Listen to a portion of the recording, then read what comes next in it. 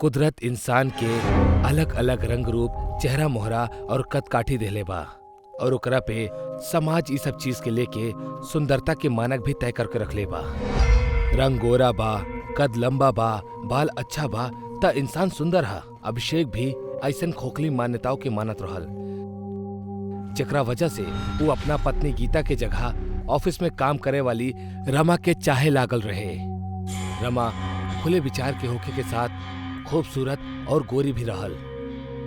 चाय गीता देख रहल बाड़ू ना, हमनी दोनों फिल्म देख रहल बानी। चाय रखा और जा यहाँ से। गीता किचन के पास जाके पलट के देखेली त रमा अभिषेक की उंगली में अपन उंगली फंसा के अपन सर ओकर कंधा पे रखले रहली। गीता ई देख के उदास होके किचन में चल जाली और किचन में जाके रोए लागल।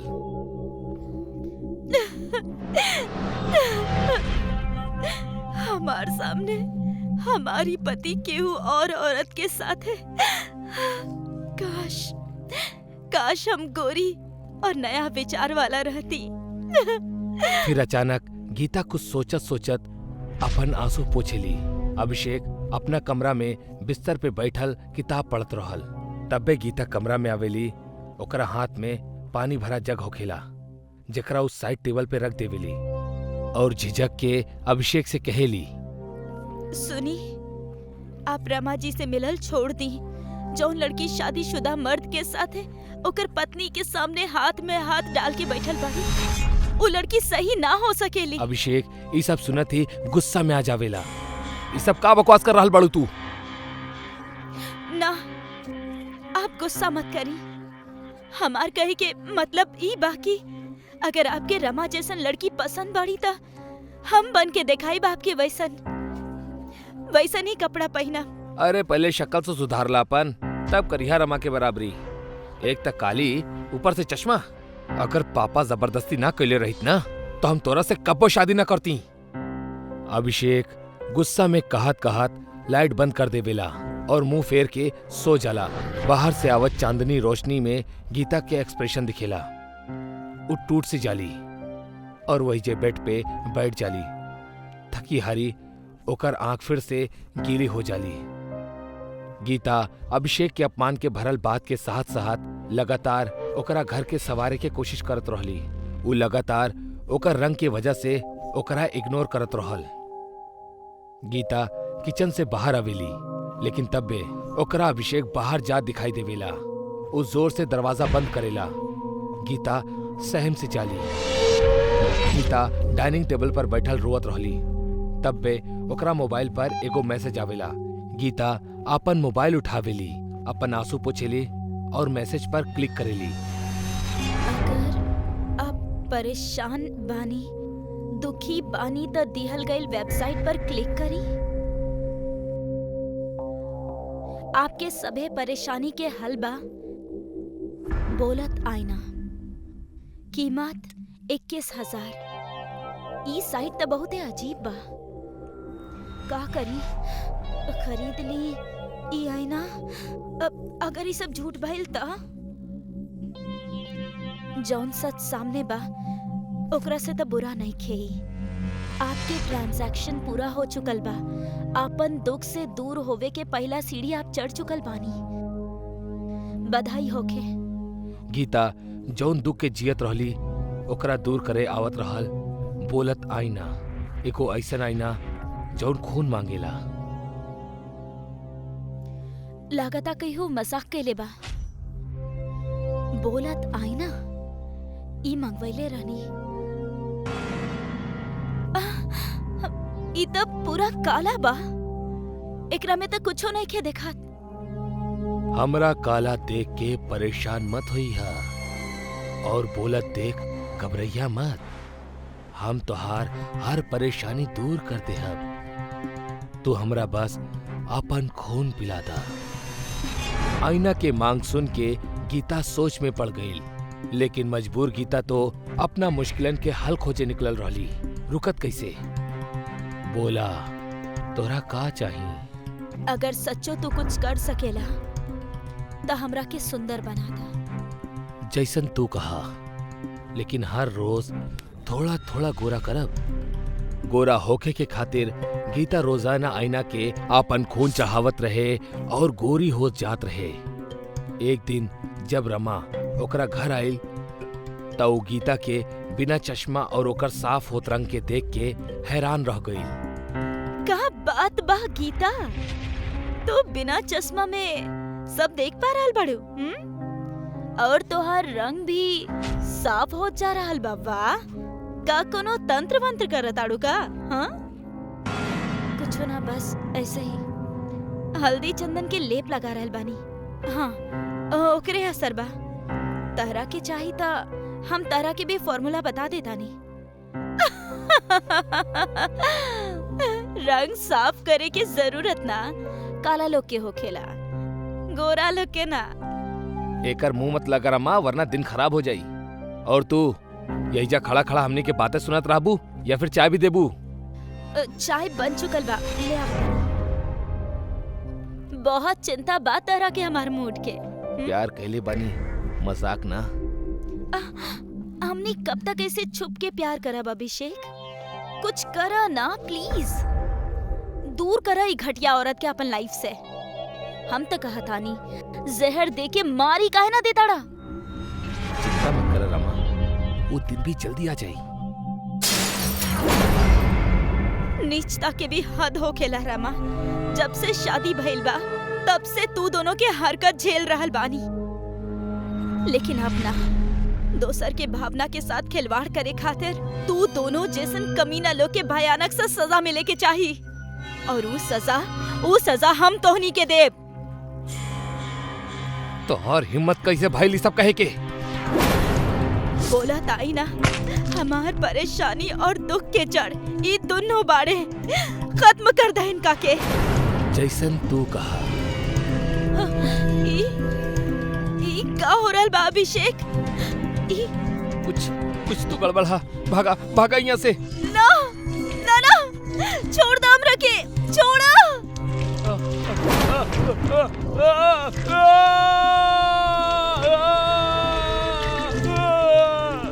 आज हम आजाद हो गए बानी, आजाद हो गए बानी हम।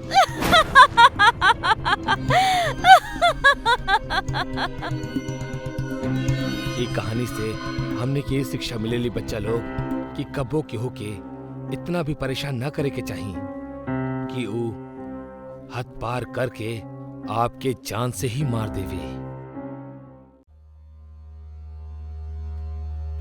ई दुनिया में हर चीज भोगे खातिर बनल बा, लेकिन कुछ चीज के सुख भोगे के खातिर इंसान ई छोट सा जिस्म में खुद बड़ा लालच पाल लेवेला। वो भूल जावेला कि लालच एगो बुरी बला बा, बहुत ही बुरी बला। भाई, हमार पटवारी से बात भइल रहे। उस सरकारी सड़क के नक्शा दिखोले बा हमरा के। अरे कोनो काम के भी बात पता चलल कि सब फुसकी बम निकलल? फुसकी बम ना भाई, हाथ गोला निकलले बानी, उहो बहुत बड़ वाला। सरकारी सड़क गांव के आखिरी कोना पर जौन दयाचंद रहेले ना, ओकरा जमीन से निकल रहल बा। और इतना ही ना भाई, ओकर जमीन के लगभग 10 एकड़ हिस्सा इंडस्ट्रियल कॉरिडोर में आवे वाला बा। दयाचंद के पोता तो शहर में रहेला ना? हाँ भाई, एकर मतलब अगर हम ओकर जमीन अबही खरीद लेहब त हम जिंदगी भर ऐसे रह सकेनी। हाँ भाई, बिल्कुल यह बात बा। बतावा फिर का करल जाव आगे? ई त ध्यानचंद ही बताई कि आगे का करे के बा। देखा बुढ़ऊ, हर पांव कब्र में लटकल बा। यही से कहा तानी, ये जमीन जायदाद से मोह त्याग के ई कागजात पे दस्तखत कर दा, अपना जमीन हमरा नाम कर दा। और अगर तहरा के डर सता रहल बा कि हमनी तोहरा से फ्री के रेवाड़िया लेहब त तनाव मुक्त हो जा। तोहरा जमीन के जितना बनेला ओकरा पाई पाई तोहरा के मिल जाई। और अपना मरे तक ना ऐस के साथ ही घरे में रहिया, तो कुछ ना कही तोहरा के। किसान के लिए ओकर जमीन माँ हो खेली, और माँ के सौदा ना कल जाला। जा सकेला तू, दरवाजा सामने है। काका, बूढ़ हड्डियन के जवान खून के तरह कड़के के ना चाही। हड्डी टूटे के डर रहेला। अभी अपना डायलॉग बाजी बंद करा और चुपचाप दस्तखत करा। भैया ये आप लोग काका से ऐसे कैसे बात कर रहल बानी? अगर ये अपना जमीन ना बेचल चाहता रे तो हमने के इनके फैसला के रिस्पेक्ट करे के चाहिए। हमार ख्याल से हमने के यहाँ से चले के चाहिए। छोटे अपन ख्याल अपना पास ही रखा। शहर में गुजर बसर के काम आई। हम यहाँ खेत में हल चला के तहार शहर का खर्चा पूरा ना करेनी, लट के जोर पे काम करके करेनी। यही से अपन ख्याल अपने पास से रखा। दस्तखत देकर पॉप भी करी। अरे ओ बड़ू, कर दाई खेत हमनी के नाम, वरना तहार उंगली के निशान लेके हम तहरा जिंदा ही जमीन के अंदर गाड़ दे। जौन करे क्या कर ला, मगर कोनो भी कीमत पे हमें जमीन ना बेच। मर जाइबा तो सब छाती पे लेके जाइबा का? छाती पे बेशक ना जाई, मगर मरला के बाद ये बात के खुशी होगी कि हमार जमीन हमार ही छाती पे बा। भैया भैया ये का कर रहल बानी आप लोग? मर जाई।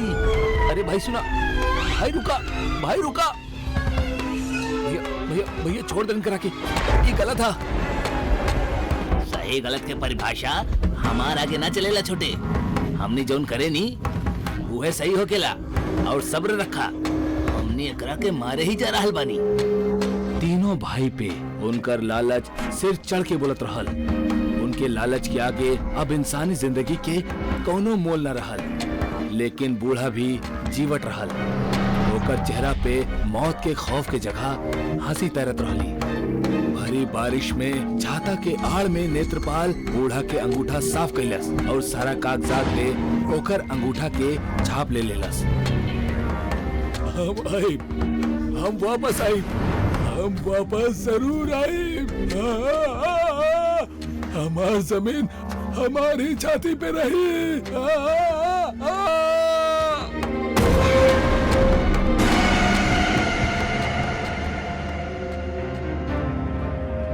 भाई आज शराब के हर घूंट के साथे दयाचंद के याद आवत रहली। पिछला साल जब ओकर जमीन हथियौले रहनी ना, वो समय यह मौसम रहल। साला का बोलत रहल, हमार जमीन हमारी छाती पे रही।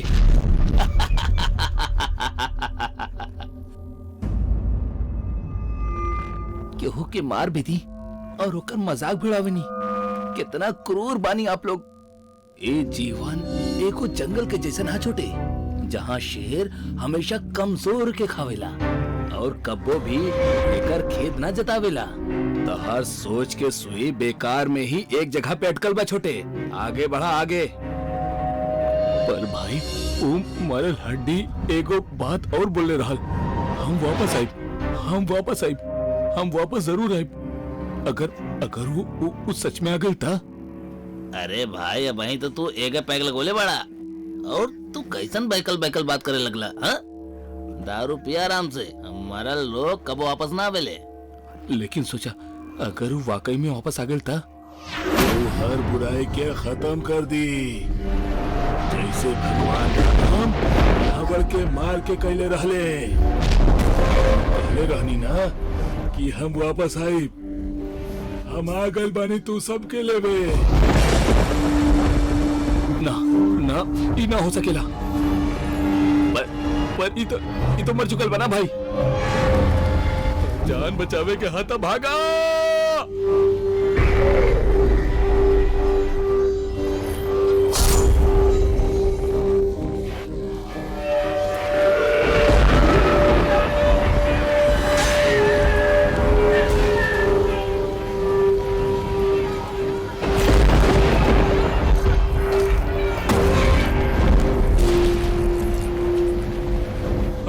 हमरा के माफ करा बाबा, हमरा से गलती हो गई।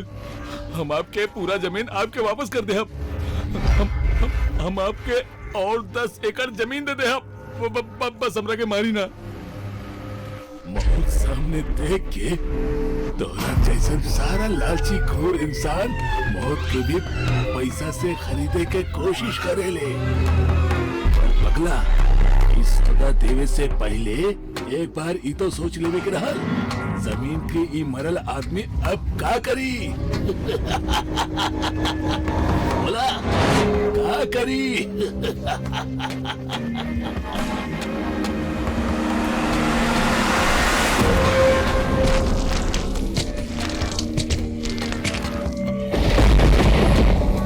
तारा हमरा से डरे के जरूरत ना है बेटा, तू भला इंसान बड़ा। कुछ दिन में हमार पोता दिल्ली से यहाँ आवे वाला बा। हमार जमीन ओकरा नाम चढ़ा था, वरना हमार जमीन हमार छाती पे ही रही। समझ रहा बड़ा ना बेटा? जरूरत से ज्यादा हासिल करे के चाहत लालच के जन्म देवेली, और लालच बुराई के, और बुराई के नाश हो खब हमेशा तय रहेला।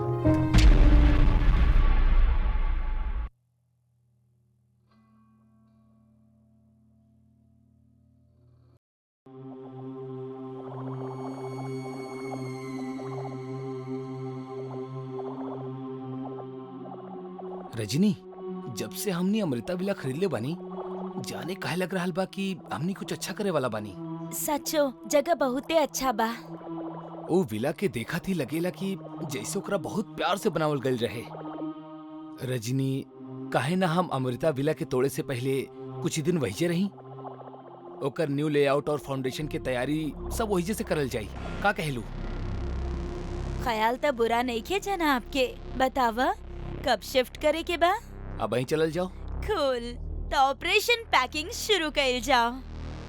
वो लैपटॉप मत भूलिया, और तू लेआउट इंस्ट्रूमेंट लावल मत भूलिया। ठीक बा।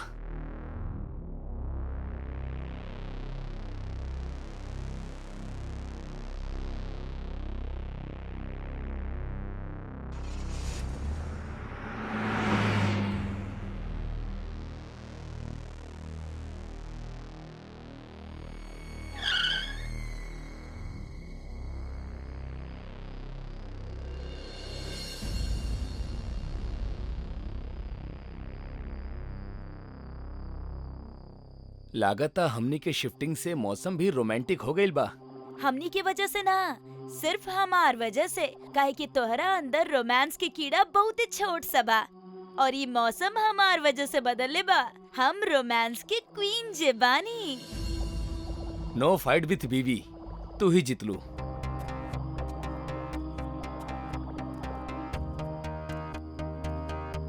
Excuse me. यस, तू लोग के बाड़ा और ये गेट काहे खोल रहल बाड़ा? लेकिन आपके? हमार नाम देव है और ये नेक्स्ट बंगलो हमारी ही है। आपसे मिलके खुशी भइल। हमार नाम निखिल है और ये हमार wife Rajni. Glad to meet you. आप हमार सवाल के जवाब न देनी। ओ हाँ, हमने जगह खरीद ले बानी, ना लेवे के चाहत रहे। मतलब? ई विला पे भूत के साया हा। ई का बकवासा? ई भूत ऊत कुछ ना होखेला। देखी मिस्टर, रात ज्यादा हो गइल बा, आप अपन घर जाएं। बाय। चला निखिल। जेकर मौत आवेली वो इहे बंगलो में चल आवेला। मूड ही खराब कर देलस बदतमीज। आई थिंक ई बंगलो के आदमी लेवल चाहत होखी, लेकिन एक डील ना हो पाइल। यही से आदमी हमनी के साथे साइकोलॉजिकल गेम खेल रहल बा कि हमनी के मन में जगह के लेके गलत बात बैठ जाओ और छोट से छोट मिस्टेक्स एकर साथे जोड़ दी और फाइनली एके बेच के यहाँ से निकल जाई। आई थिंक तू सही कहा तड़ा। एनीवेज, अब सुतल जाओ, कल बहुते ज्यादा काम बा। बहुत काम बा कल के।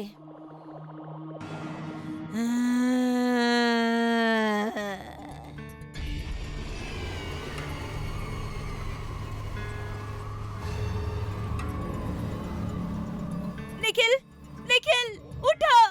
निखिल देखा क्या हो गइल। उठा। का हो गइल यार? आँख खोला और देखा। ई के कैलस? खिड़की दरवाजा सब खुला बा। हमनी के सब सामान बिखरल पड़ल बा। निखिल, कहीं भूत तई सब ना कैलस? अब तू शुरू हो गइलू। ऐसन कुछो ना हा, लेकिन हमरा के पता बा ई सब के कैले बा। के? उहे जौनी प्रॉपर्टी के हथियावल चाहता। चला हमरा साथे। ना निखिल, अभी ना, इतना रात में। इतना रात में ही जाप सही हो की रजनी। अगर अब हम चुप बैठ गए नी तो कल भी यही करी और करत रही। चला।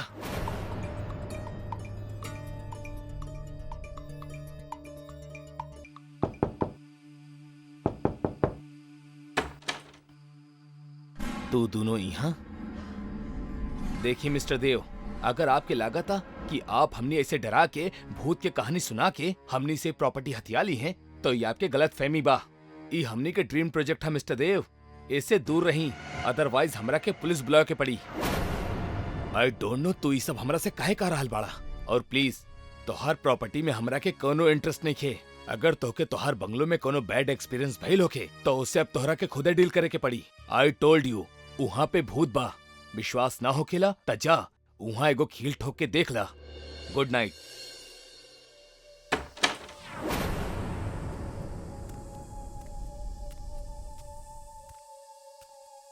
हमार तो कुछ समझे नहीं के आवत। लेकिन हमार समझ में आ रहल बा। का करे वाला बड़ा तू? सच्चाई जाने के बा हमरा।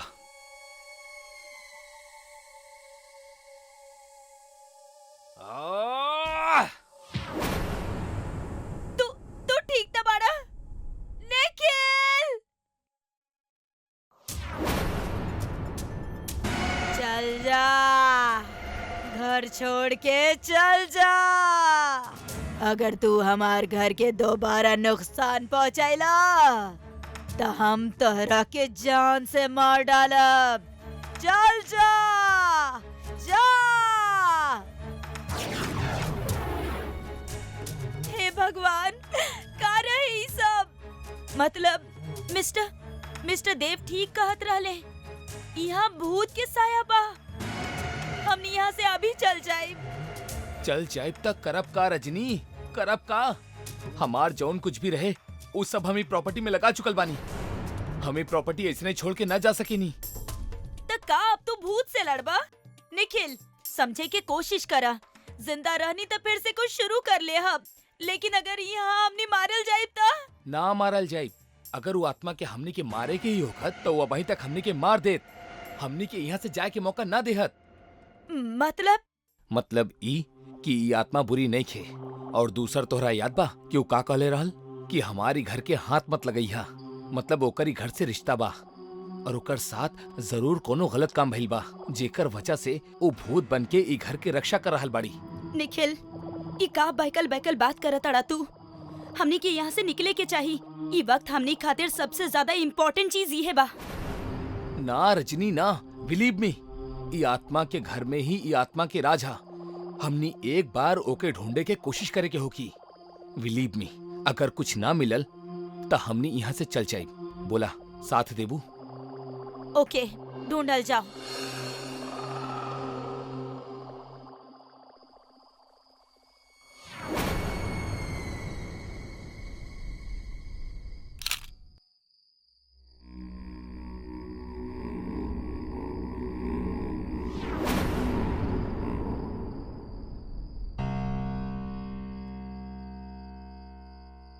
आप का करी?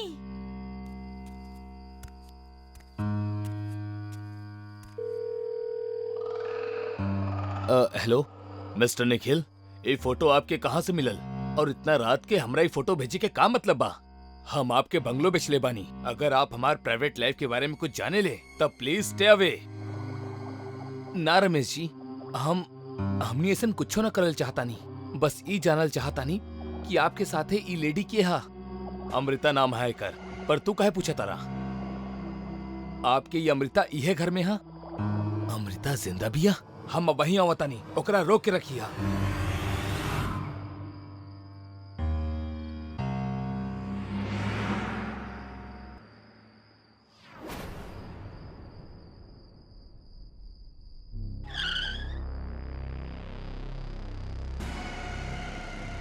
कहाँ बिया अमृता, कहाँ बिया?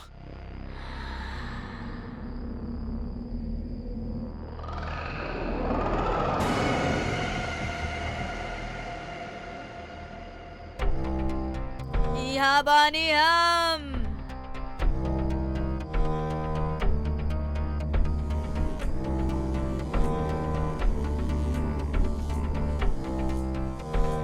अमृता, अमृता हमार बात सुना। हमरा मारत काहे बाड़ू तू? अमृता, तू तो हमार प्यार में पागल रहलू, प्रेम दीवानी रहलू, और अब ई सब काहे कि अब तक तू ही प्रेम दीवानी के प्यार देखले रहला, अब तू अपन धोखा के गुस्सा भी देखबा।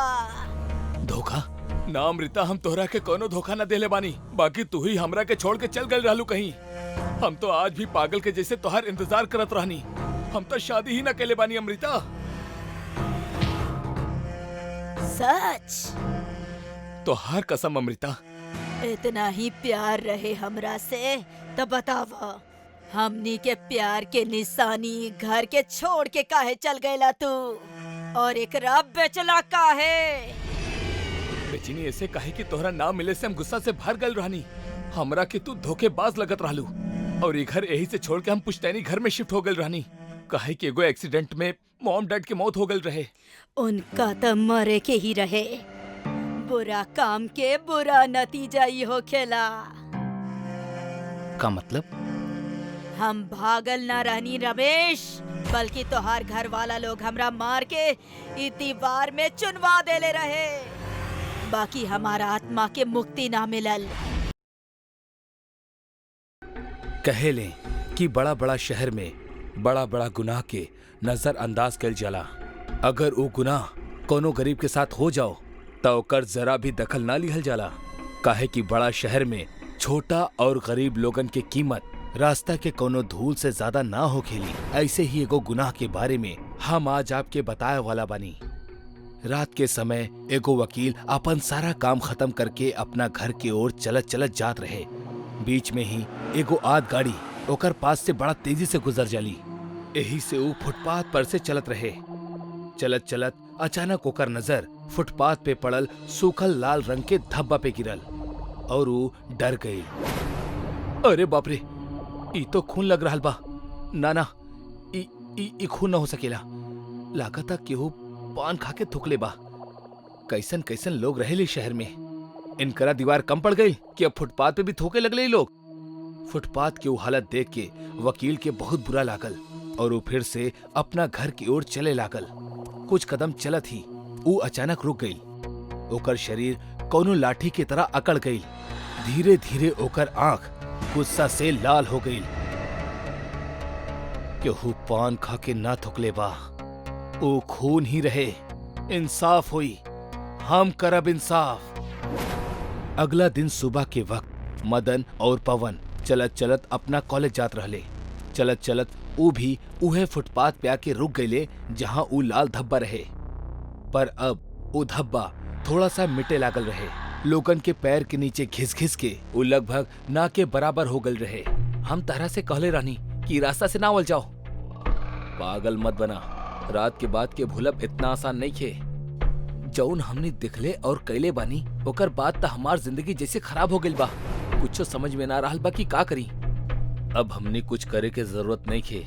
जौन हमरा करे के रहे उ हमने रात के ही कर देले बानी और ओकर नतीजा तो तू देख ही रहल बड़ा।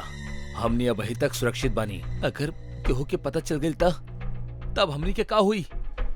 केहू के पता तब चली जब हमनी दोनों में से केहू उनकरा के वो बात बता दी। हम तो केहू के न बताए वाला बानी, पर हमरा तोहरा पे बहुत शक हो रहल बा। साला तहार पेट में कोनो बात न रहेली। हम केहू से कुछ ना कहा। ऐसन बात करे के हमार हिम्मत भी ना होगी। अच्छा है, देखा हमने जौन कहनी ओसे केहू के घंटा फर्क ना पड़ी। शहर में ई आम बात है, यही से अभी बात की यही से भूल जा। हाँ, शायद यह हमने खातिर अच्छा होगी। ठीक है, अब चला, कॉलेज के खातिर देर हो रहल बा। दोनों फिर से कॉलेज के तरफ जाए लगले। वो दोनों जात ही रहले, तब भी अचानक उनकर सामने एगो पुलिस के गाड़ी आके रुक गई। वो दोनों बहुत डर गए। पवन के त डर के मारे पैर ही कांपे लागल। गाड़ी के अंदर से दो पुलिस वाला उतरले और उनकर पास अले। का तू दोनों ही पवन और मदन बड़ा? पवन के डर के मारे आवाज ही ना निकलत रहे। यही से मदन उनसे बात कैलस। जी हाँ, हम मदन बनी और यहाँ पवन। का बात है सर? का भेल? तू दोनों के हमनी के साथे थाना चले के पड़ी। पर बात कहा सर, हमनी का अकेले बनी? वो सब थाना जाके ही पता चली। चला हमरा साथे। पुलिस वाला मदन और पवन के जबरदस्ती गाड़ी में बिठाकर थाना लेके गए। जब वो थाना पहुंचले तब वही जा वो वकील बैठल रहे। पुलिस वाला वो दोनों के वकील के सामने बिठा देलस। का बात है सर, आप हमनी के यहाँ काहे लेके आइनी? हम बताओ तनी। पुलिस के 5 लाश मिलल बा। 5? हाँ, का भइल? तहरा ई लाशन के बारे में कुछ पता है का? ना सर, हमरा कुछ ना पता। अगर तोहरा के कुछ ना पता तो हमरा के ई बतावा कि कल रात तू दोनों कहाँ रहला? मदन और पवन ऐसन चुप हो गईले जैसे वकील के बात उनकर कान तक पहुंचल ही ना होके। देखा, चुप रहला से तोहार ही नुकसान होगी। इनकरा तू दोनों पे ही शक बा, काहे कि जहाँ से लाश मिलल बा वहाँ से एगो आदमी तोहरा के कल रात गुजरत दिखले रहे। के? वो हम ना बता सके नहीं। देखा, हम यहाँ तोहरा बचावे के खातिर आयल बानी, यही से सब सच सच बता दा। हम आपके सब सच सच बताओ तनी सर। ना, हम बताओ तनी, तू तकलीफ मत ला और रुआ बंद करा। मदन कल रात के पूरा कहानी पुलिस और वकील के बतावे लगेला। कल शाम कॉलेज से घर अइला के बाद हमनी बाहर खाना खाए के तय कईनी, काहे कि कल ई पवन के बर्थडे रहे तो हमनी सोचनी कि बाहर सेलिब्रेट करल जाई। यही से हमनी गईनी और खाना खा के वापस घर आ गईनी। फिर पूरा रात हम घर में सुतत रहनी। सच बोल रहल बड़ा ना? हाँ सर। खुद के गाड़ी लेके गल रहला? ना सर, टैक्सी से गल रहनी और आवत समय टैक्सी अपना पुल के पास खराब हो गई, यही से हम नीचे उतर गल रहनी। तब केहू हमनी के शायद वहाँ देख ले हुई, पर टैक्सी के ठीक होकर थी 10-15 मिनट में हमनी वहाँ से चल गल रहनी। थोड़ा देर के खातिर केहू कुछ न बोलस। उस सन्नाटा मदन और पवन के बहुत तकलीफ देवत रहल। ठीक है, कल कोर्ट में सुनवाई है, इनकरा वक्त पे लेके आई है। यस सर। वकील थाना के बाहर आई और अचानक होकर पैर रुक गई। इंसाफ, इंसाफ। अगला दिन कोर्ट में सुनवाई शुरू हो गई। वकील, पुलिस वाला, मदन और पवन वहां मौजूद रहले। जज साहब, ई दोनों कॉलेज स्टूडेंट बाड़े और पुलिस के ई दोनों पे शक है कि ई दोनों 5 खून कैले बाड़े। हम इनकर वकील बनी, पर फिर भी हम पुलिस और ई अदालत के बतावल चाहे कि हमरा ई दोनों पे शक ना बल्कि पूरा यकीन है कि वो 5 खून ई दोनों ही कैले बाड़े। वकील के ई बात सुन के दोनों डर गए। उनकरा कुछ समझ में ना आइल कि का भइल। वकील उ दोनों के पास गए। हमरा के पता बा कि वो रात तू दोनों अपना गाड़ी लेके आयल रहला और उस सारा कत्ल तू ही कैले बाड़ा। अब तू सच बताओ ताड़ा या हम बताई? हम बताओ तनी। पवन ना, चुप करा, हम अपना गिल्ट से ना जी सकीला। मदन के चुप करके पवन अपना सारा हकीकत बताओ शुरू कर देलस। वो दिन हमार बर्थडे रहे, यही से हमने बाहर पार्टी करे गई नी और हमने कोनो टैक्सी में ना हमार गाड़ी में ही गल रहनी।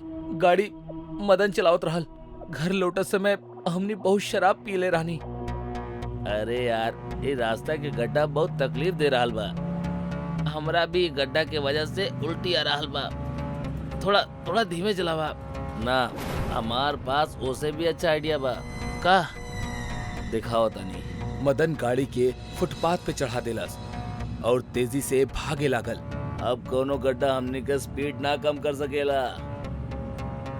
गाड़ी तेजी से आगे बढ़त रहे, तबे 4-5 स्पीड ब्रेकर अचानक से नीचे आ गए और उस झटका से हमनी के गाड़ी बंद पड़ गई। हमने नीचे उतर के देखनी तब हमने बुरी तरह से डर गई। कहे कि हमने गाड़ी के नीचे स्पीड ब्रेकर ना बल्कि फुटपाथ पे सुतल 5 गरीब लोग आ गए रहे। उनकर शरीर खून में लथपथ रहे। अब हमने का करम मदन, हमनी से खून हो गई। हमरा बहुत डर लग रहा बा यार। चुप करा, चिल्ला मत। साला पूरा दारू उतर गई। आसपास केहू नहीं खे। हमने एगो काम करल जाओ, इस सारा लाश के उठा के नीचे नाला में फेंक दिल जाओ। वैसे भी भिखारिन के केहू ना होकेला, केहू के कुछ पता भी ना चली। ओकरा बाद हमने सारा लाश के नीचे नाला में फेंक देनी और गाड़ी लेके वहाँ से भाग गई। पवन के बयान सुनला के बाद अदालत उनकरा फांसी के सजा सुना देलस। पुलिस जब उनकरा थाने लेके गई तब वकील भी वही जे रहल। हमरा इनकरा से अकेले में बात करे के बा। पुलिस ऊ तीनों के कुछ देर के खातिर अकेला छोड़ दिलस। आखिर के बड़ा तू और कहे कहला तू हमरा साथे ऐसन? कहे कि तू हमार भी गुनहगार बड़ा। वकील के बदलल आवाज सुन के दोनों घबरा गईले। हम एगो LLB ग्रेजुएट रहनी, पर हमार पास नौकरी ना रहे। और रात हमार पास सुते के खातिर जगह भी ना रहे। यही से वो फुटपाथ पे भूखा पेट सुते के कोशिश करत रहनी। हाँ, पर तू लोग वहाँ भी चैन से सुते ना दिला। हम खुद के और वो गरीबन के इंसाफ दिलोले बानी। अब हमार काम पूरा हो गई। वकील के शरीर फिर से लकड़ी के तरह जड़ गई और वहाँ से गायब हो गई। मदन और पवन ये सब देख के थर थर कांपे लगले।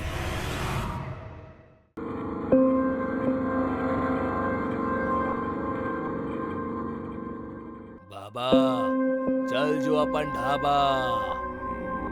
अरे वाह, भूतनी के भूत तोहरा के बतौलस कि पहले हम ढाबा चलावत रहनी। जितना भी लोग तहार खाना खा के मरले वो बतौले रहले हमरा के। ओह, भगवान वो भूतन के आत्मा के शांति दे। वैसे तू भी आवा कबो हमार गली। बाबा भाग जा यहाँ से। यहाँ कोनो साउथ की मूवी ना चल रहा बा। जो तू डायलॉग पे डायलॉग मारत जाइबा और फिर हम ओकर काउंटर देहब। हम भूत हई, यही से कहा तानी भाग जा यहाँ से। तू के बाड़ा में भूतनी के भूत हमरा के यहाँ से जाए के खातिर बोले वाला। हमार तू का मम्मी बाड़ा ना ना रजा, हम तोहरा से ना डरीला। दिमाग खराब मत करा। काहे तू हमार हाथ से मरल चाहता रहा। अब अहीं भी समय बा, चल जो। खामोश, ना तलवार के धार से ना गोली के बौछार से। बाबा डरेला तो सिर्फ मम्मी के मार से। अरे बाबा, भूत के भाषण देव छोड़ा और प्लीज अंदर आके हमनी की बचावा। ओह सॉरी, गलती से मिस्टेक हो गई। हम आईनी अंदर आईनी। देखले बानी हम दूदू सपना, भूत के नगर में हो घर हमार। हम यहाँ बानी, तू कहाँ बड़ा हमार भूत भूत भूत भूत राजा। हमार मजाक उड़ावता रहा तू। इनकरा साथे अब तू भी मरबा।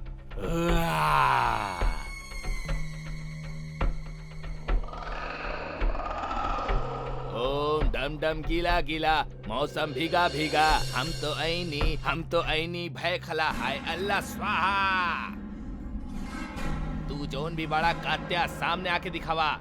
आज तोहरा गले में अपने नाम के पता ना डालनी ता हमरो नाम झुमरू नइखे। झुम झुम झुम झुम झुमरू आवा।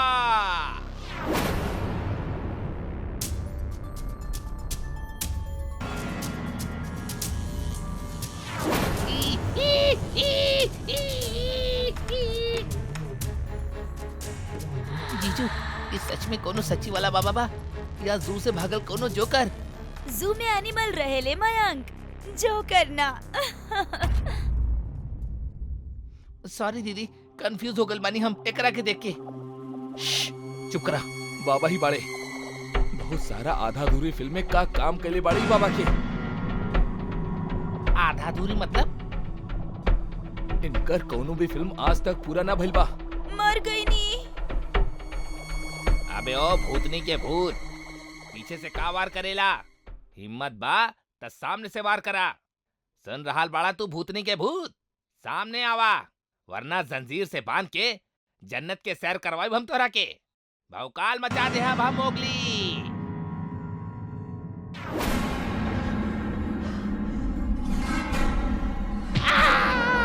बचावा बचावा। हाय कमीना भूत हमार हड्डी तोड़ देला। हाय अम्मा। जीजू दीदी, हम कहा तानी ये पागल बाबा खुद तो मरबे करी और हमनी के भी मरवाई। कैसन बात कर रहल बाड़ा? ये एगो रिस्पेक्टफुल बाबा बाड़े। ये रिस्पेक्टफुल ना, फूल बाबा बाड़े। ना छोड़ा तोहरा के भूतनी के भूत। पूरा 2000 के सवाल बा यार। ओम भट भट आलिया भट्ट सामने आवा भूतनी के झटपट। ओम भट भट आलिया भट्ट स्वाहा। आवा आवा भूतनी के आवा आवा आवा आवा भूतनी के आवा आवा आवा आवा आवा आहा फट फट स्वाहा आवा।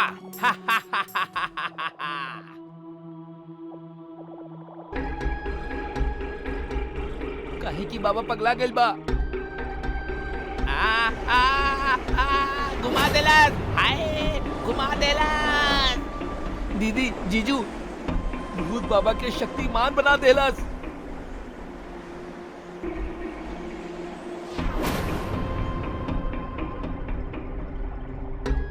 हाय रे हमार कपार फूट गइल रे बाबा।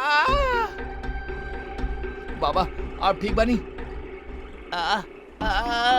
हाय बेटा, ये भूतनी के भूत ता हमार शरीर के 306 हड्डियां तोड़ देलस। आए पर बाबा शरीर में तो 206 हड्डियां हो खेला।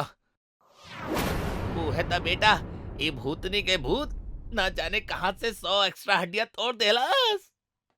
हम पहले ही कहले रहनी भाग जा, लेकिन तू हमार बात ना मनला। अरे यार ठीक बा, हम ना मननी, हो गई गलती। हर इंसान से गलती तो होबे करेला। ई बाबा से भी हो गई, कौन सा बड़ बात बा। पर ऐसा थोड़ी ना करबा तू। बचपन में हमार माई मार मार के थोपा सुझा देत रहनी। अब ई उम्र में तू मारे आ गेले हमरा के। थोड़ा तो इज्जत करा भूतनी के भूत। कुछ तो इंसानियत मतलब भूतानियत दिखावा। अगर तोहरा के मारे के ही रहल तो 2-4 थप्पड़ मार के खुश हो जाता। ई तरह धुलाई करे के का जरूरत रहे यार। थप्पड़ मारे में मजा ना आवेला बाबा, धुलाई करे में ही मजा आवेला। अबे ओ भूतनी के भूत, तू ना ता मार रहल बड़ा और ना ही मर रहल बड़ा। कौनो एक काम तो ठीक से करा हमार बाप। बहुत नाम बा हमार, नाम खराब मत करा। चला छोड़ा, तू ही बतावा तू चाहत का बड़ा। हमार बात सुना। अरे त सुना दाना भाई, हम कौन तोहरा से ना करे के सिचुएशन में बानी। जौन सुनावे के बाद सुना दा, बस ऐसे मार मार के इज्जत के फालूदा मत करा।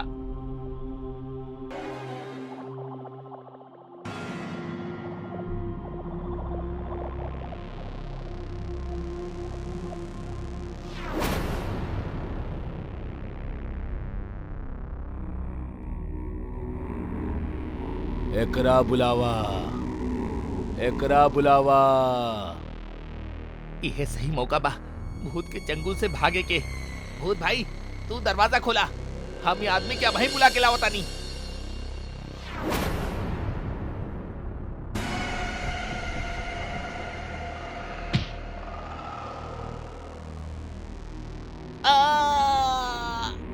अबे भूतनी के भूत, हम तो तोरा काम से ही जात रानी, फिर हमरा के काहे मरला तू।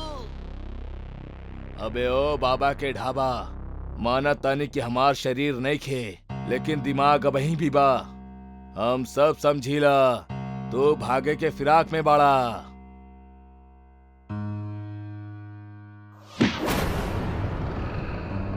अरे एकरा के तो हम जानीला, ई तो यह घर के ओनर हा। अरे जाने लाता बुलाईबा कब, हमरा मरला के बाद हो लगाओ करा के बच्चा। हेलो हेलो प्रकाश जी, आप अबही यह वक्त हमरा पास आ जाई, जरूरी काम बा।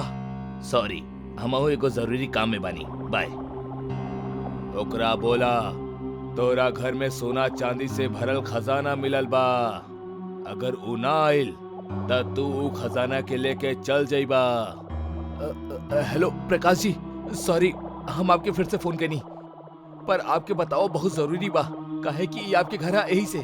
दरअसल हमने के आपके घर में खजाना से भरल एगो बॉक्स मिलल बा, जेमे सोना चांदी के जेवर बा। अगर आप ना आइले तो हम एकरा के लेके यहाँ से चल जाइब, फिर डिपॉजिट लौटाओ के जरूरत भी ना होगी आपके। खजाना? ना ना, तो लोग वहीं रुका, हम वहीं आवता नहीं।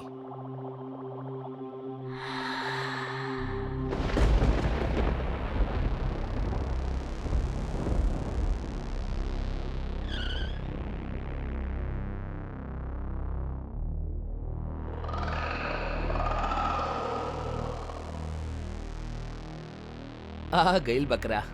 कहाँ बा खजाना? हमरा के हमार खजाना दे दा हमार खजाना। इतना भी का जल्दी बा पापा?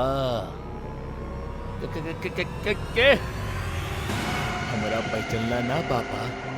अरे आपे तो हमार दौलत हड़पे के खातिर हमार खून कैले रहले। भूल गईनी अपना सौतेला बेटा के पापा। ई का हो रहल बा? बचावा हमरा के, बचावा। तोहरा वजह से भूत भाई हमरा के बहुत धोले बाड़े। अब तहार बारी बा। हमरा के छोड़ दा हमर बेटा, छोड़ दा। भला क्यों अपना बाप के मारे लगा? अरे नास पीटा, तू लोग हंस काहे राल बड़ा? कमीना बचावा हमरा के।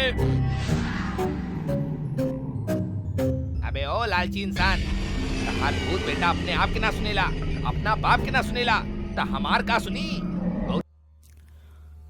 ई कहानी हा चोर राजू के। ओकर हर रात चोरी के लिए ही बनल रहल, मगर रात तो सबके होखेली। ओकर साथ की ऊ रात केहू और के रहल। रात रहल मगर चांदनी रात ना। चोर राजू एक घर के खिड़की खोले के कोशिश करत रहल। ओकर पीठ पर एगो बैग टंगल रहल।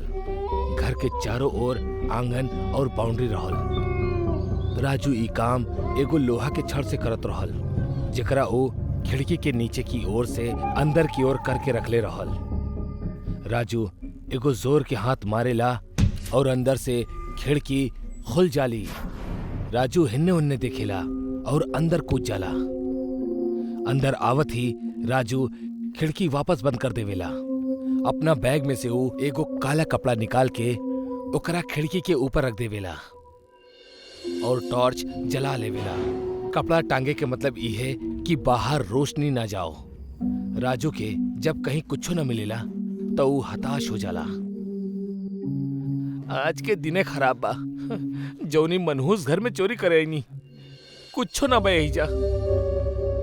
राजू सिगरेट निकाल के पिए लागल। जलावे के खातिर लाइटर के यूज करेला। चला भाई राजू, कोनो और ठिकाना ढूंढल जाओ। इहे के साथ राजू काला कपड़ा उतार के बैग में रख लेवेला और खिड़की खोलेला, लेकिन खिड़की ना खुलेली। ई खिड़की काहे ना खुल रहल बा? राजू और कोशिश करेला, लोहा के छड़ से खोले के कोशिश करेला। के बा ये जा, के बा? हंसे की आवाज सुन के राजू बुरी तरह से डर जाला। राजू चारों ओर टॉर्च मारेला। तब्बे एगो अनदेखा फोर्स ओकरा तेजी से खींच के एगो कमरा में ले जाला। कमरे में आवत ही कमरा तेजी से बंद हो जाला। राजू बुरी तरह से डरल बा। कमरा में आवत ही वो फोर्स ओकरा छोड़ देवेला। ओ से छूटत ही वो फर्श पे पीछे खिसक के दीवार पर लग जाला। टॉर्च जलत रहेला और वो बड़बड़ाए लागल। हे भगवान, ई का हो रहल बा? कहीं घर भूतिया तो ना? राजू के डर सही रहल। वो घर वाकई में भूतिया रहल। वो घर पे एगो आत्मा के राज रहल, जौन सालों से वो घर में केहू के आवे के इंतजार करत रहल। वो रात ओकर इंतजार पूरा हो गए। राजू लगातार कमरा में डरा सहमा हिन्ने हुन्ने टॉर्च मारत रहल। देखा तू चेक क्यों भी बड़ा? प्लीज हमरा के ज्यादा, हम वादा करता नहीं आज के बाद फिर कबो ना आई भेजा। तब बे वहीजा एको लड़की प्रकट हो खिली, जौन सफेद कपड़ा पहनले बाड़ी, ऐसे जैसे कोनो लाश सूख गइल होखे। राजू ओकरा देख के बुरी तरह चीखेला।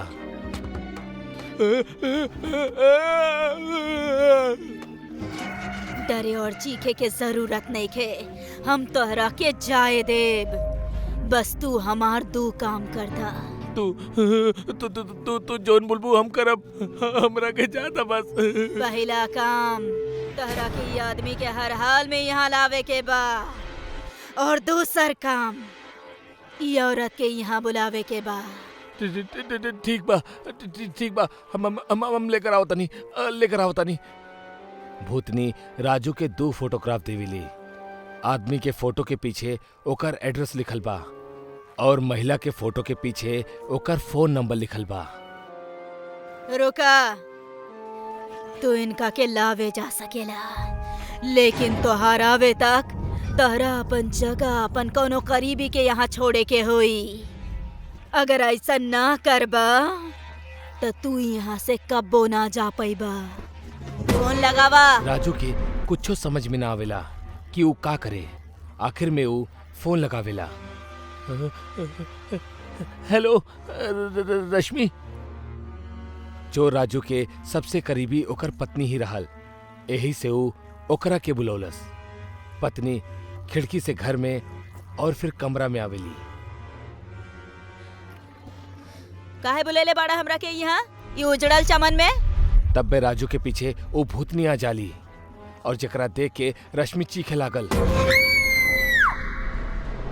तब बे भूतनी ओकरा गर्दन से पकड़ के उठा लेवेली। ई का कर रहल बाड़ू तू?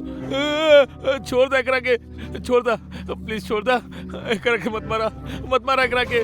परेशान मत होखा, बस ये देखत रानी कि तू जेकरा के यहाँ छोड़ के जाताड़ा उस सच में तोहार करीबी बाड़ी की ना। अब जा और जल्दी से फोटो वाला आदमी के लेके आवा, कैसे भी करके लावा। बाकी लेके आई हा और वो औरत के फोन करके इन्हें बुला लिया।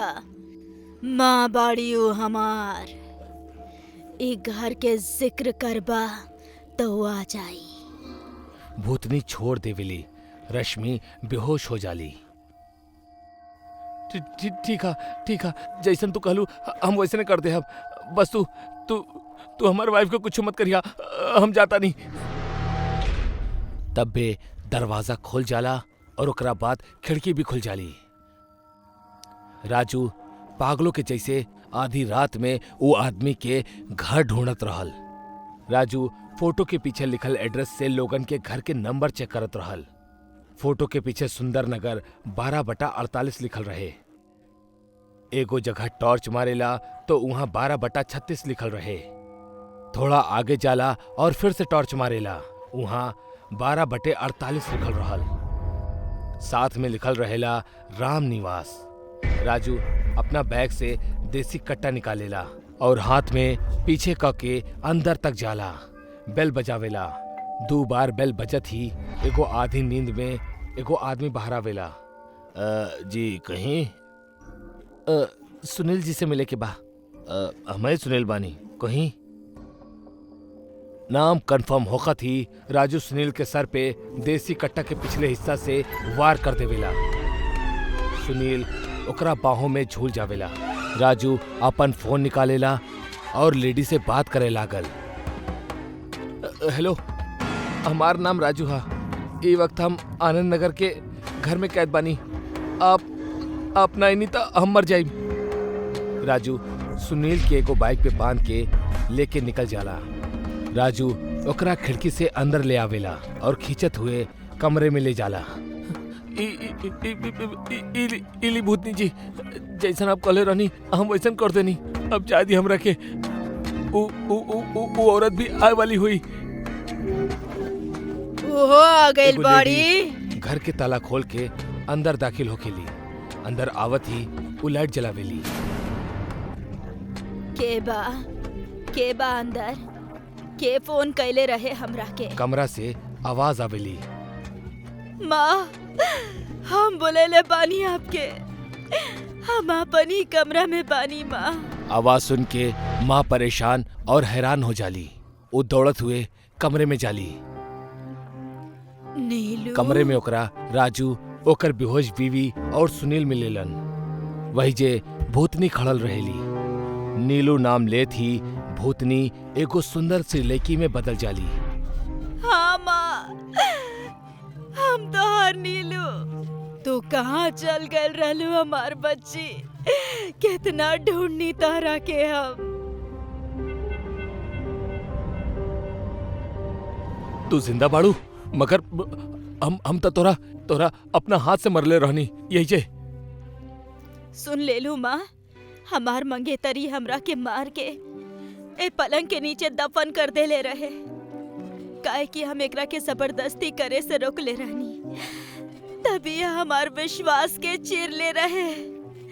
और अब हम एकरा के चीर दे अब हम आजाद बानी माँ, अब हम आजाद बानी। चला तानी माँ। इतना कह के नीलू फिर से भूतनी बन जाली और अपन हाथ सुनील की ओर करेली और गर्दन टेढ़ी करेली।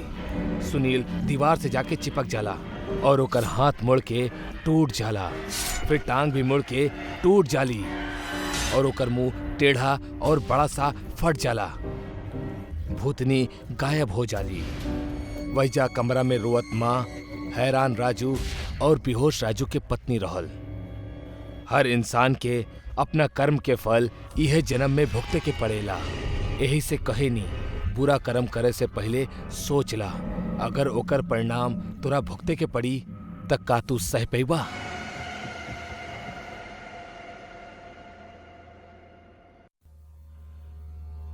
डॉक्टर के भगवान भी कहल जाला। ई एगो विश्वास के रिश्ता होला, मगर कैसन होई अगर जीवन दे वाला ही मौत के शैतान बन जाओ। जेकरा अमृत समझनी उहे विष निकल जाओ। डॉक्टर अंशुमन बहुत ही काबिल रहले। न जाने कितना ही लोग ओकरा इलाज से ठीक होके ओकरा के दुआ देकर गईले, मगर ऊ रात ओकरा सर पे शैतान सवार हो गल रहे। रुका सिस्टर, ई का कर रहल बाड़ू? नथिंग डॉक्टर, पेन किलर देत रहनी। सुबह तक एकरा के होश आ जाई और पुलिस भी आ जाई, फिर सबके पता चल ही जाई कि कौन हैवान एकरा साथी सब कैले बा। ना तू जनरल वार्ड में जा, हम एकरा देख ले हब। ओके डॉक्टर। हाँ विवेक बोला। भैया आप काम करते ले? ना अब ही ना। कब करवा भैया? अगर वो होश में आ गई और वो पुलिस को सब कुछ बता देलस ना, तब भैया प्लीज हमरा के बचा ला। सिर्फ 5 घंटा पहले की बात बा। बिस्तर पे जिंदगी मौत से लड़ रहल सौम्या विवेक से गाड़ी धीरे चलावे के जिद करत रहल, पर विवेक गाड़ी के स्पीड बढ़ावत ही जात रहल। बार बार बियर पिए के जिद भी करत रहल। अरे बियर पिए से कुछ ना होला। अरे it's just like a cold drink. देखा हम अभी तक 3 पी चुकल बानी, कुछ भी ना भइल का कुछ। विवेक हम बच्ची नहीं थी, जरूरत से ज्यादा पिया तो बियर से भी नशा होखेला। तो बस गाड़ी धीरे चलावा प्लीज, हमरा डर लग रहल बा। अरे सुन ले ना बाड़ू का, तू डर के आगे जीत बा। और वैसे भी आज कुछ अलग ही करे के मन बा। आपन मन के आपन पास ही रखा और हमरा के घर छोड़ दा। ये भरल बरसात में इतना अच्छा मौका ना छोड़ सके नी हम सौम्या। आज तोरा हमार भूख मिटावे के ही होई। विवेक का करत अड़ा? विवेक हाथ छोड़ा हमार। तू नशा में बाड़ा विवेक, छोड़ा। आज हम तोरा घर छोड़े के खातिर साथ न लायल बानी। आज हम तो से तोरा ऊपर खर्च कोइल हर एक पैसा के वसूल करे के खातिर लायल बानी। आज हम तोहरा से अपन प्यास बुझाए। विवेक का बकवास बाई, छोड़ा हमरा के। जानवर जैसन बिहेव मत करा प्लीज, लीव मी। छोड़ा हमरा के। हम जानवर रही हम। हाँ बड़ा जानवर। वैसे एगो बात कही, तहरा से अच्छा तक कुत्ता लोग होखेले। तहरा जैसन धोखेबाज दोस्त से कहीं ज्यादा वफादार होखेले। छोड़ा हमरा के। विवेक हम कहनी ना हमरा के छोड़ा। सौम्या थप्पड़ लगे से विवेक के झटका लगेला। उस सौम्या के हाथ छोड़ देवेला। सौम्या बारिश में कार से उतर के रोत जाए लगली। कार के अंदर बैठल विवेक के गुस्सा लगातार बढ़त रहल। ओकर दिमाग में जानवर और कुत्ता वाला बात गूंजत रहल। अपना आप से बात करत विवेक एक्सीलेटर पर प्रेशर बढ़ा देवेला और एक झटके से कार के गियर में डाल के सौम्या की ओर बढ़ा देवेला। सौम्या के कार अपना पास आवत दिखेली। वो पलट के देखेली, कार ओकरा टक्कर मार के हवा में उछाल देवेली। सौम्या नीचे गिर जाली। विवेक गाड़ी रोकेला और सड़क पे तड़पा सौम्या के देखे लगेला।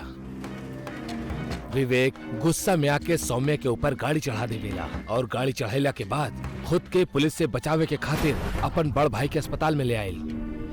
लेकिन वही जा आके ओकरा जैसे ही पता चलल कि सौम्या बच जाई, बस उहे पल वो अपना भाई के एक्सीडेंट के सारा सच बता देलस और उनकरा पे दबाव बनावे लागल कि उस सौम्या के मार डाले। भैया भैया प्लीज, आपके मम्मी पापा के कसम बा भैया, प्लीज मार दियो ओकरा, वरना पुलिस हमरा के ना छोड़ी भैया।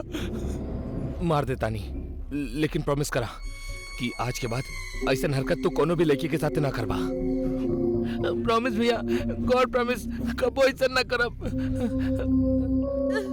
भाई खातिर तू हमरा के मारा ताड़ा, जबकि गलत तोहर भाई केले बा। वो भाई है हमार। अंशुमन घबरा जाला, लेकिन फिर हिम्मत करके सौम्या के इंजेक्शन लगावेला और इंजेक्शन के असर से सौम्या के सांस रुके लागल और ओकरा आंख से आंसू आवेला और वो मर जाले। लाइफ सेविंग मशीन के ग्राफ फ्लैट हो जाला।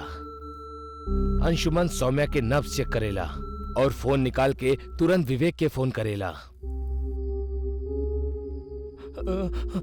हाँ भैया बोली, हम ओकरा के मार देले बानी, तू जल्दी से यहाँ आ जा। थैंक यू भैया, थैंक यू वेरी मच। आप ना हुई त ई कमीनी लगी त हमरा के फसाइए देले रहल। आज तब वाकई में गइल बाड़ा। भैया भैया ई का हो रहल बा भैया, भैया ई का। मौत बांटे वाला तू दोनों भाई के, अब हम मौत के घाट उतारब। जैसे ही सौम्या इशारा करेली, वो रूम में मौजूद इंजेक्शन, सीजर और चाकू हवा में अपने आप उड़े लागल और तेजी से जाके वो दोनों भाइयों के शरीर में धंस जाली और दोनों वहीं मर जाले। वार्ड की दीवारों पे खून ही खून बिखर जाला। दोनों के लाश दीवार पे टंग जाली और सौम्या के शरीर वापस बेड पे गिर जावेला। एगो भाई अपना भाई के प्यार के खातिर ओकरा गलती पे पर्दा डालत हुए अपना पेशे से धोखा कैलस और एगो मासूम के मौत के नींद सुला दिलस। लेकिन कहेले ना, ईश्वर के घर में देर हा पर अंधेर ना। भगवान उहे लड़की के हाथों उ दोनों के मार के इंसाफ कर देले। बुराई के अंत हमेशा बुरा ही होखेला।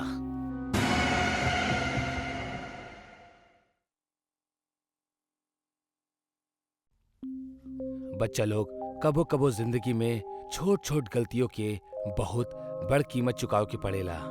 ऐसन गलती अक्सर लापरवाही से पैदा होखेली, जेमे जान भी जा सकेली।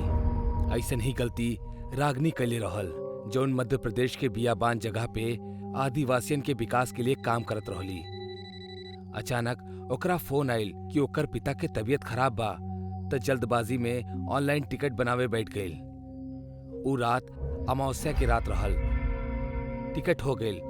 टिकट हो जाला से वो खुश रहल, काहे कि ओकरा ई ना पता रहल कि रात में रेलवे के साइड से टिकट बुक ना होला, लेकिन ओकर कंफर्म टिकट बुक हो चुकल रहल। Chambal express Cooch number S13, time 2 AM। बस 2 घंटा बा, हमरा तुरंत निकले के हुई। रागिनी जितना तेजी से अपना लगेज तैयार कर सकत रहली करके 1 घंटा साइकिल चला के स्टेशन पहुंच गई। 2 बजे ही वाला रहल। ओह गॉड, यहाँ हमरा अलावा तो और केहू बाही ना। अगर पापा के तबीयत खराब ना होखे तो हम कबो इतना रात में यहाँ ना आई थी। ई कवन ट्रेन खड़ा बा? ई तो हमारी ट्रेन बा, कोच भी हमार बा।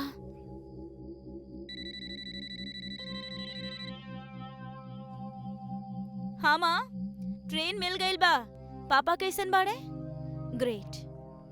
हाँ, हम 12-1 बजे तक पहुँच जाइब। रखा तानी माँ, ट्रेन में चढ़ रहल बानी। वाओ, सीट के नंबर भी 13 बा।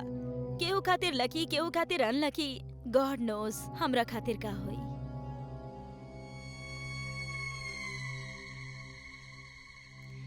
ई बॉगी में तो केहू बाही ना, कहीं कुछो गड़बड़ तो नहीं खे।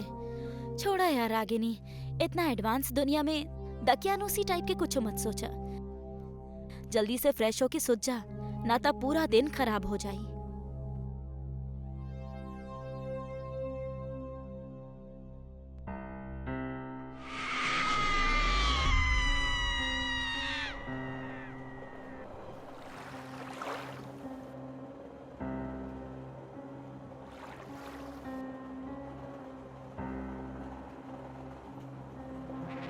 आपके बानी? हम रागिनी बानी। सॉरी, रागिनी हम बानी और ई सीट भी हमार बा। केहू खातिर लकी, केहू खातिर अनलकी। इस सीट नंबर 13 हमार बा और हमार पापा के तबीयत बहुते खराब बा। हम उनकरे से मिले अपन घर दिल्ली जा रहल बानी। प्लीज आप जौन भी बानी हमार शक्ल के मेकअप करके हमरा के परेशान मत करी। हम पहले से ही बहुत परेशान और डरल बानी। ये सब का बकवास बा? हमार पापा के तबीयत खराब बा और हम जा रहल बानी दिल्ली। तू सही कह रहल बाड़ू, ई सब बकवास बा। बाकी ये बकवास तो हर जिंदगी के आखिरी सफर बने वाला बा।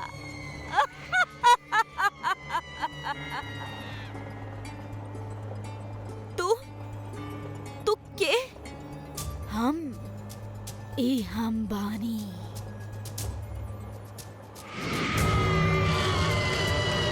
Oh God! बचावा! बचावा! ई ट्रेन पर हमारा अधिकार बा रागिनी। यहाँ हमारा अलावा केहू नहीं खे तरह के सुने वाला। हम तो हर का बिगड़ले बानी, हमरा के छोड़ दा।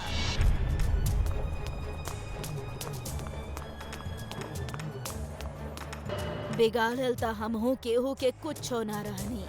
बाकी डिब्बा में जब आग लगल रहे तो हमार मदद करे केहू ना आयल रहे।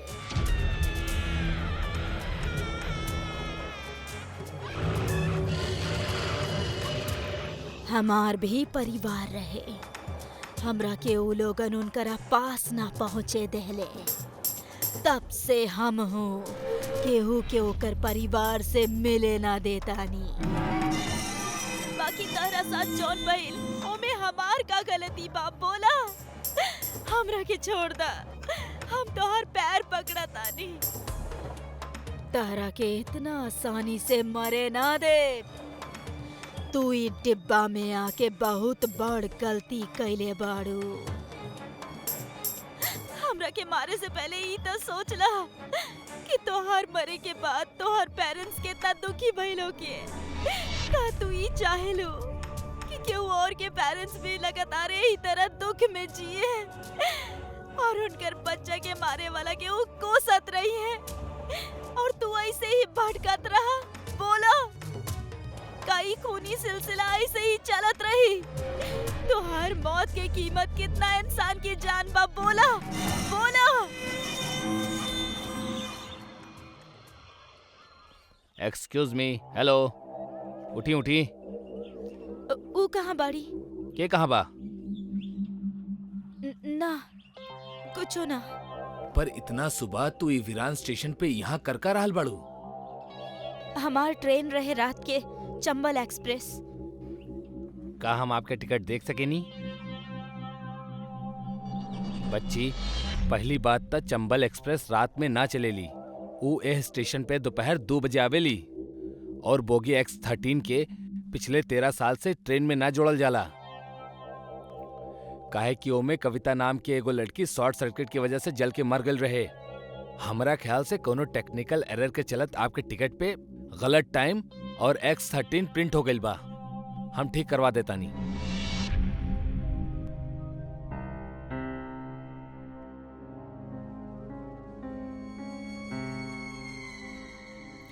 हमार मर चुकल भावना के जगावे खातिर तोहार शुक्रिया।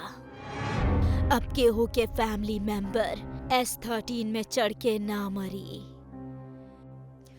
हमार पेरेंट्स भी दिल्ली में रहेले, करोल बाग 12/26 में। प्लीज उनकरा से जाके एक बार कह दिया कि उनकर बेटी उनकरा से बहुत प्यार करत रहली उनकर कविता। रागनी परेशानी और लापरवाही के साथ टिकट बुक जरूर करवा ले रहल, लेकिन किस्मत से आज वो जिंदा बा और ओकर वजह से कई और लोग मरे से बच गए। मगर हर केहू के किस्मत रागनी जैसे बुलंद ना हो खेली। अकेलापन इंसान के खातिर बहुत खतरनाक हो खेला।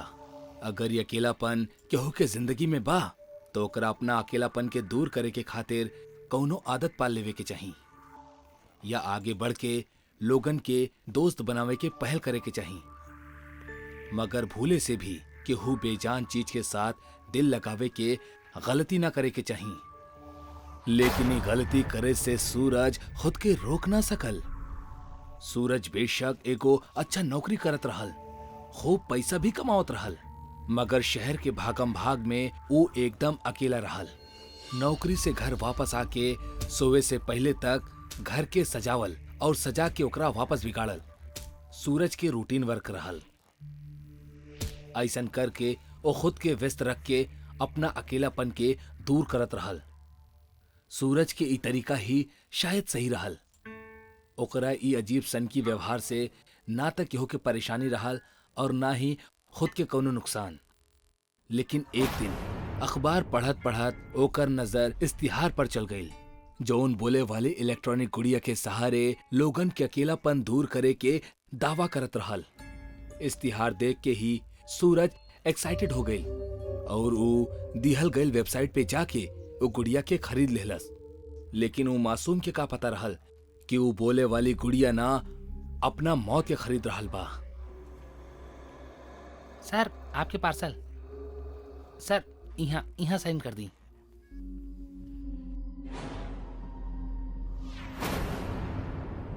हाय, हमार नाम गुड़िया है।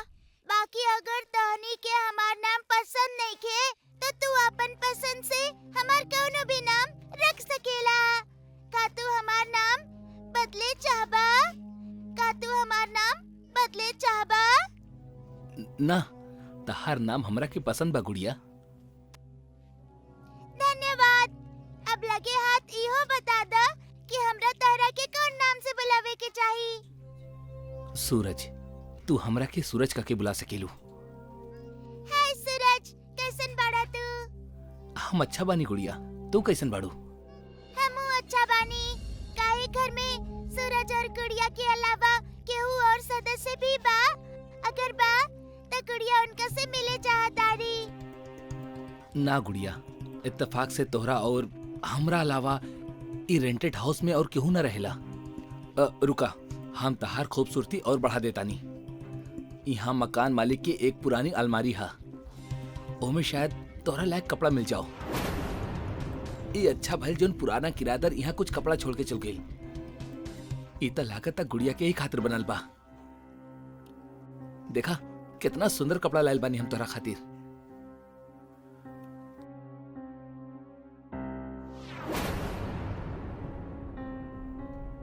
तू बहुत सुंदर लग रहा बाड़ू।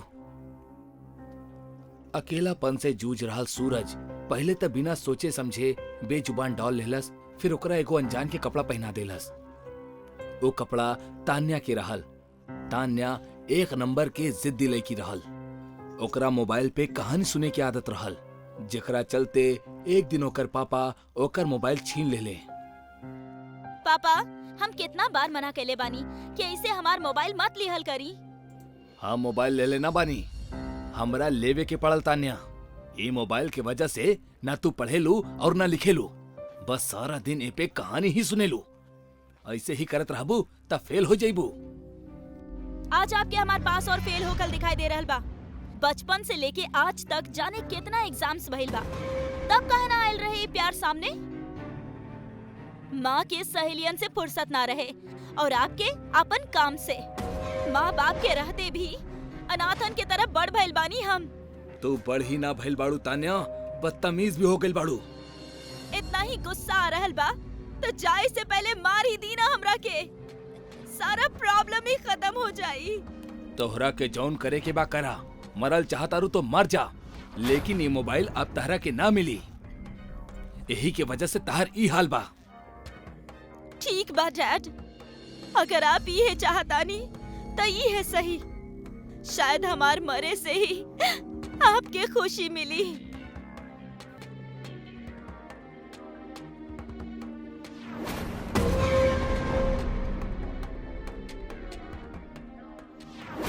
तान्या के मरला के बाद ओकर पिता के बुरा हाल हो गल रहे।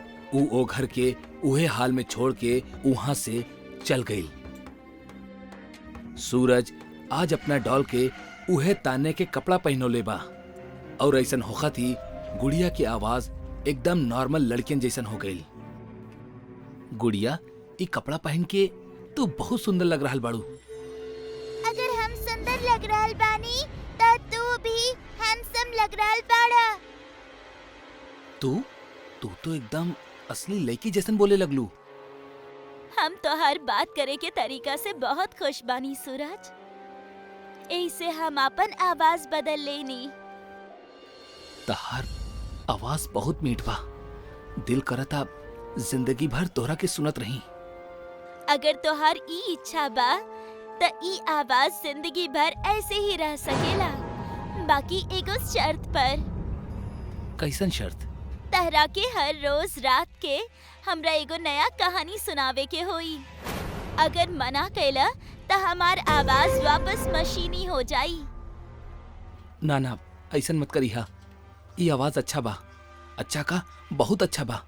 हम वादा करतानी हम तोहरा हर रोज एगो नई कहानी सुनाई। और जैसन की अब वही रात हो चुकल बा ता आज की कहानी हा तोहरा ही जैसन एगो खूबसूरत लड़की के। सूरज गुड़िया के हर रोज रात में कहानी सुनावे के वादा तो कर देलस, मगर ओकरा ना पता रहल कि ई वादा क के वो अपना जिंदगी के सबसे बड़ भूल कैले बा। गुड़िया सूरज के एगो अनुशासन में बांध देले रहल। इंसान के अगर मजबूरी ना होखे तो ओकरा अनुशासन और नियम में बांधब बहुत कठिन हो जाला। जल्द ही वो एगो रात आ गई जेकर डर रहल। सूरज गुड़िया के कहानी सुनावत सुनावत सुत गई। सूरज, सूरज उठा, बतावा ना पीपल वाली चुड़ैल का कैले रहली। फिर वो सुत गई। तू भी हमार बाप जैसन बाड़ा। उनका भी हमार फीलिंग्स के कौनो फिक्र ना रहे और तहरा भी नहीं खे। सूरज उठा, कहानी अधूरी छोड़ल हमरा बिल्कुल अच्छा ना लागेला। उठा। सोवे दना गुड़िया, आज ऑफिस में बहुत काम रहल। हम यह कहानी तोरा के कल सुना दे। अब वही प्लीज सुते दा और तू आराम करा। ना कर सके नी हम आराम। इतना सालन से आराम ही तक करत रहनी। गुड़िया, ये का कर रहल बाड़ू तू? छोड़ा हमार बाल। बस बहुत भइल ड्रामा। हम कौनो गुड़िया वुड़िया नहीं खी। हम तान्या बानी। हमार कपड़ा के तू ही गुड़िया के पहना के हमरा के ही नया रूप देले बाड़ा। अब चुपचाप हमरा के कहानी सुनावा, वरना पहले हम मरल रहनी और अब तहरा के मार देब। ना ना, हमरा के मत मरिया। हम सुनाओ तानी कहानी। ओ राजा जब जंगल गए तब तो वहां ओकरा एगो सूखा तालाब मिलल। ओ तालाब के बीचों बीच एगो सूखा कुआं रहल। कुआं के मुंडेर पे काला रंग के ढेर सारा बेल अपन घर बना के रखले रहल। राजा धीरे धीरे वो कुआं के पास गई। सूरज कहानी सुनावत सुनावत रुक गई। तान्या, हमरा बाथरूम जाके बा। कहानी ना तहरा के। जब तक कहानी पूरा ना हो खेला तू कुछ ना करबा। सुनावा। ना, हमरा के जाके बा। तान्या के अनसुना करेला धोखेबाज।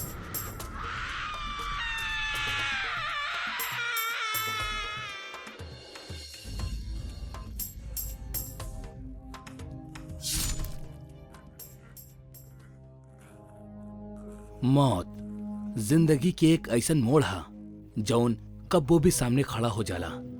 लेकिन अगर सूरज ध्यान देले होखत तो वो अपना मौत से बच जात। अकेलापन दूर करे के खातिर हमनी बनावटी चीज के इस्तेमाल कबो न करे के चाहिए। ई बनावटी चीज हमनी से हमार असली अपनापन छीन लेवेला। यही से हमनी वो दोस्त बनावे के चाहिए जौन सामने दिखाई देवेले, जिसमें जान हो, एहसास हो और प्यार हो। तान्या मोबाइल की वजह से ही मरल, सूरज, गुड़िया और तान्या की वजह से। अब ना जाने केकर अकेलापन के नंबर है। हमरा से वादा करके ओकरा तोड़े की यह सजा बा, मौत।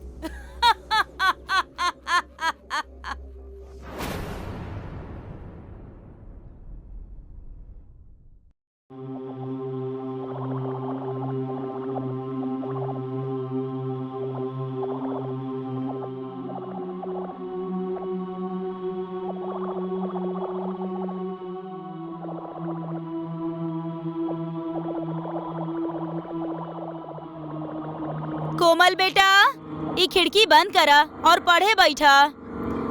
कौनो सामान टूट जाई। हम खाना बना के ले आतानी। ना माँ, हमरा के अभी खेले के बा। यहाँ न तो बाहर खेल ले तानी। हम कहनी ना खेले के। चला पढ़े बैठा। ना, हमरा के खेले के बा तो खेले के बा। बहुत जिद्दी हो गई बाड़ू तू कोमल। ठीक बजा, बाकी एक शर्त पर। पहला कि तू घर से दूर ना जाइबू, और दोसर कि कौनो भी अनजान आदमी और गाड़ी गली में आई तो तू तुरंत घर के अंदर आ जाइबू। बोला प्रॉमिस करेलू? पहले आप बताई, आप ऐसा प्रॉमिस काहे ले रहल बानी? काहे कि आजकल बच्चा उठावे वाला गंदा लोग शहर में घूम रहल बाड़े, जे धोखा देके बच्चन के उठा ले जाले। ऐसे तू प्रॉमिस करबू तबे हम तारा के बाहर जाए दे। बोला करेलू प्रॉमिस? प्रॉमिस।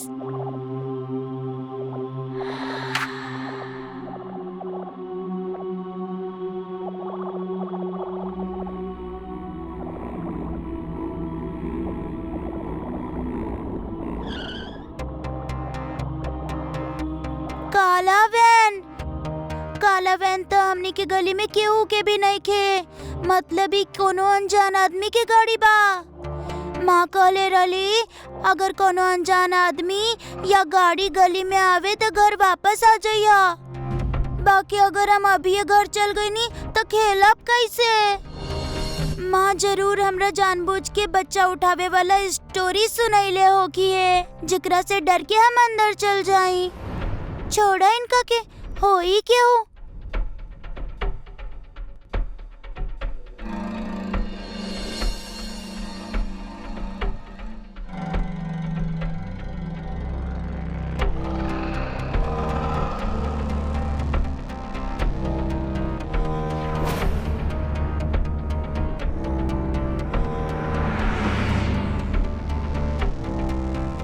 का लगा था तोहरा कितना मिल जाई लड़की के?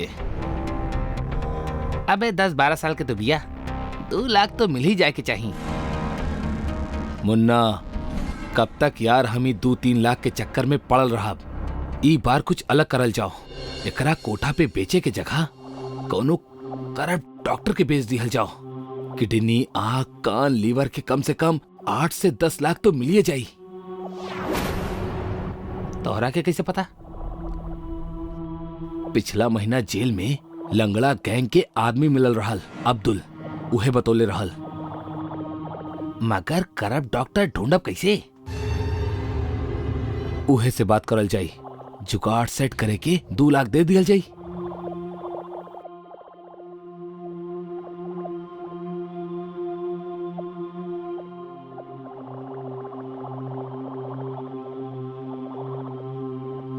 कोमल, आ गेल बाड़ू तो हाथ मुंह धोला। खाना तैयार बा। ई लड़की भी ना पढ़ाई लिखाई पर तनिक भी ध्यान नहीं खेकर, हरदम खेल खेल और खेल।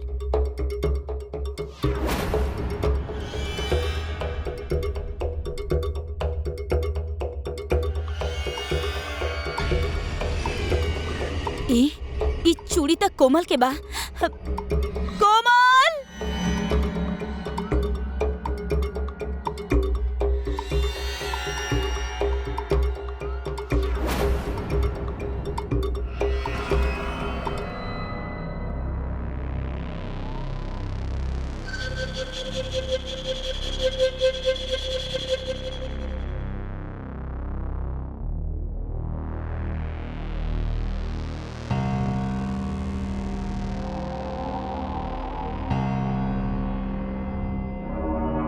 गाड़ी रोका, पेट हल्का करे के बा। सही टाइम पे रोकोला तू, हमारा भी प्रेशर लागल बा यार। एकर हाथ पैर बांध दी। रहे दा, 2-3 घंटा से पहले ना उठी।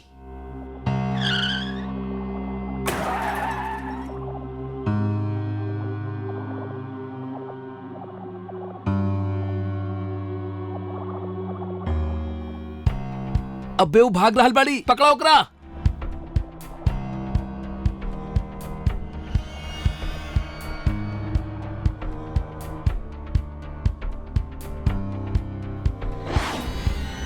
ई कहाँ गईल? साले हम बोले रहनी कि लड़की के हाथ पैर बांधे खातिर। अबे तो बांध देवे के चाहत रहे, पुछला काहे? चिल्लैबू तो उनकरा के पता चल जाई। लागता उल्लू बना गेल छोकरी। जो नुकसान भइल ओकर का करल जाओ। ई नाता कोनो और बच्चा मिल ही जाई, अपन माँ बाप के अनसुना करके सुनसान जगह पर खेलत हुई, जेकरा के हम जैसन अजनबी किडनैपर्स के पास आवे में कोनो समस्या ना होखेला। अबे गांव के लोग खेत में डब्बा उठावे आवत ही हुई हैं, हमके देख लेनी तब मुश्किल हो जाई। चला यहाँ से।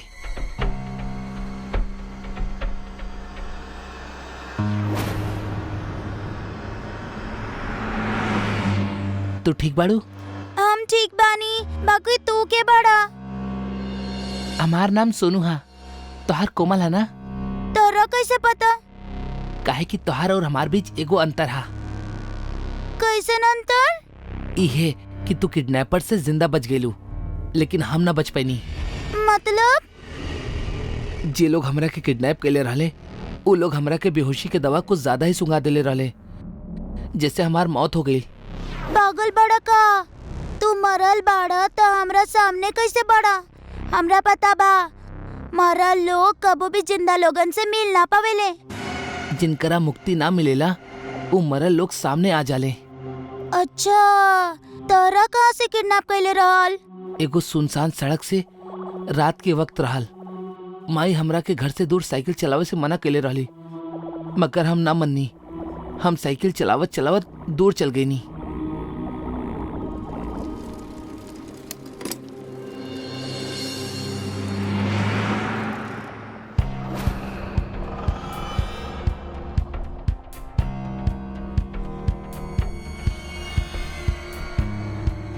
भाई, बच्चा तो सांस ही न ले रहल बा, ई तो मर गई। साले, तू ई बार भी बेहोशी के दवाई ज्यादा मिला देला। ई महीना 3 बार तू एक गलती कर ले बड़ा। ऐसा नहीं चलत रहा तो धंधा बंद हो जाई हमनी के। फेंक एकरा के बाहर, और साइकिल भी फेंक दा।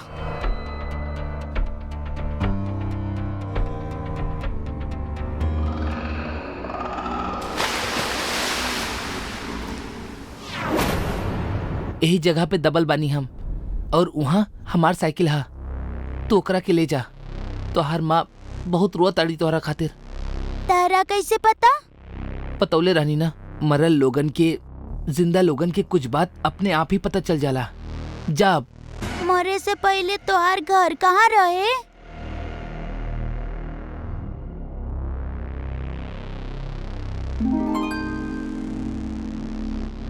कहाँ चल गए रहलू हमार बेटी? माँ, कोमल, तारा कहाँ कहाँ ना ढूंढनी हम। सॉरी माँ, अब से हम आपके हर बात के मानब और आपके हर सीख के मानब। ठीक बा बेटा, ठीक बा। बाकी तू चल कहाँ गए रहलू? हमरा किडनैप कर ले रहले हैं, बाकी सोनू हमरा के बचा लेलस। सोनू के बा बेटा? आपके? आंटी, हमरा के पता बा कि सोनू कहवा बा।